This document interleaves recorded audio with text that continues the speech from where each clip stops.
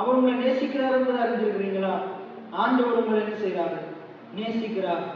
தேவன் உங்க மேல் அன்பாகவே இருக்கிறார். பைபிள் சொல்றது அன்பில்லாதவன் தேவனை அறியான், தேவன் அன்பாகவே இருக்கிறார். தேவன் உங்களை நேசிக்கிறார்.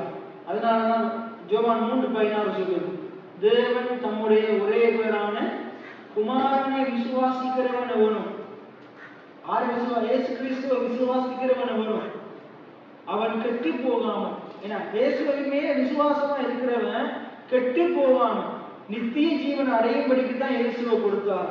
இயேசு என்ன செய்தாரா? கொடுத்தார். இயேசு யாருக்காக கொடுத்தாரு? உங்களுக்காக கொடுத்தார், எனக்காக கொடுத்தார்.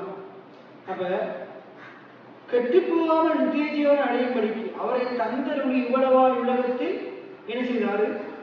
அன்பு கூர்ந்தார். தேவன் உங்களை நேசிக்கிறார் என்பதை நீங்க அறிந்திருக்கிறீங்களா? தேவன் என்னைய நேசிக்கிறார். சொல்லுங்க, தேவன் என்னை நேசிக்கிறார், என் மேல் அன்பா இருக்கிறார். இப்ப நீங்க தேவனை நேசிக்கிறீங்களா? ஆனா சொல்ல, நீங்க என் மேல அன்பா இருந்தா என்னுடைய கற்பனைகளை கை கொள்ளுவீங்க, இந்த வார்த்தையை கை கொள்ளுவீங்க.